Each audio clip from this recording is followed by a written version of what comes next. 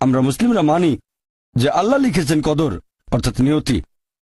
অনেকে এখানে আপত্তি জানায়, অনেক লোক এভাবে প্রশ্ন করে, মুসলিম অমুসলিম অনেকেই বলে আল্লাহ তো সবকিছু নিয়তি লিখে রেখেছেন যে অমুক লোক ভালো হবে না খারাপ হবে, সে কাউকে খুন করবে কি করবে না, বা কাউকে ধর্ষণ করবে কিনা, অথবা চুরি করবে কিনা, অথবা ভালো কাজ করবে কিনা, সে বেহেশতে যাবে নাকি দোজখে, সবকিছু আগেই লেখা থাকলে আমরা কি করব?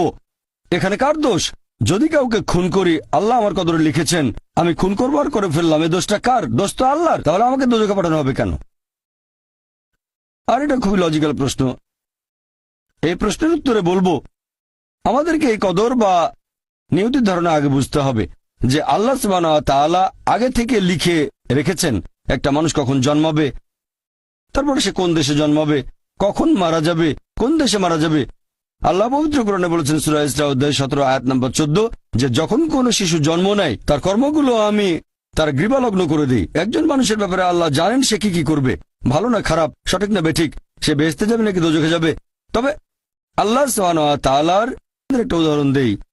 যে ধরেন একটা ক্লাসে একজন টিচার পড়াচ্ছেন 100 জন ছাত্রকে প্রায় 1 বছর ধরে, আর পরীক্ষা শুরুর আগে টিচার অনুমান করলেন যে এই ছাত্রটা এবারের পরীক্ষায় ফার্স্ট হবে, ফার্স্ট ক্লাস ফার্স্ট, এই ছাত্র পাবে সেকেন্ড ক্লাস, এই ছাত্র করবে ফেল।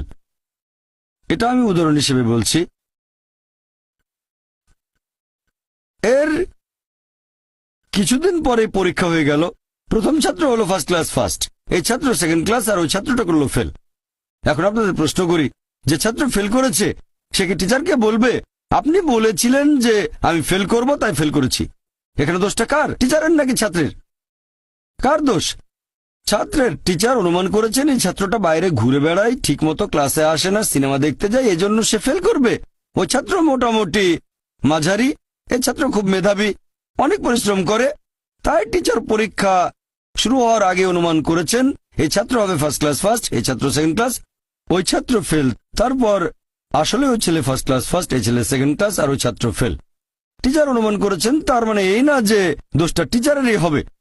টিচার সবাইকে পড়িয়েছেন সঠিকভাবে, সমানভাবে।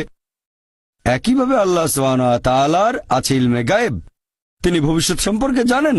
কিছু জিনিস ঠিক করা আছে যে এই লোকটা জন্মাবে অমুক দেশে, জন্মাবে অমুক দিনে, আর সে মারা যাবে অমুক দেশে অমুক তারিখে, ইত্যাদি ইত্যাদি। তার পরিবেশ ধনী হবে নাকি গরিব হবে, তবে পছন্দটা এখানে আপনার। যেমন ধরেন 12 স্ট্যান্ডার্ড পাশ করার পরে অপশন আপনার হয়তো ইঞ্জিনিয়ার হবেন, অথবা ডাক্তার হবেন, বা একজন আইনজীবী। এখানে পছন্দ আপনার, ঠিক করলেন আপনি হবেন ইঞ্জিনিয়ার। এখন আল্লাহ এটা আগে থেকেই জানেন যে 12 স্ট্যান্ডার্ড পাশ করার পরে আপনি ইঞ্জিনিয়ার হওয়ার চেষ্টা করবেন, তাই আল্লাহ আগে লিখে রেখেছেন। ব্যাপারটা এমন না যে আল্লাহ লিখে রেখেছেন বলে আপনি বেছে নিচ্ছেন। যেহেতু আপনি এটাই বেছে নেবেন তাই আল্লাহ আগে লিখে রেখেছেন। এখানে পছন্দ আপনার, তবে আল্লাহ আপনার পছন্দ জানেন। যেমন ধরেন একটা রাস্তার মোড়ে আসলেন, সামনে 5টা রাস্তা, রোড নাম্বার 1, 2, 3, 4, 5। এখানে পছন্দ আপনার, বেছে নিতে পারেন রোড নাম্বার 1, 2, 3, 4, 5। আপনি গেলেন রোড 2-এ, এটা আগে থেকেই লেখা আছে আপনার নিয়তিতে যে আপনি যাবেন 2 নম্বর রোডে। ব্যাপারটা এমন না যে আল্লাহ লিখেছেন বলে আপনি করছেন, যেহেতু আপনি এটাই বেছে নেবেন তাই আল্লাহ আগে লিখে রেখেছেন। তাহলে পছন্দ আপনার। আপনি চাইলে টাকা উপার্জন করতে পারেন ভালো কাজের মাধ্যমে, হালাল উপায়ে, অথবা পারেন চুরি করে হারাম উপায়ে। পছন্দ আপনার। ধরেন চুরি করলেন, এটা আপনার সিদ্ধান্ত, তবে আল্লাহ আগে থেকে জানেন যে এই লোকটা সহজে টাকা পেতে চায় তাই চুরি করবে, তাই আল্লাহ আগে লিখে রেখেছেন যে এই লোকটা 25 বছর বয়সে চুরি করবে।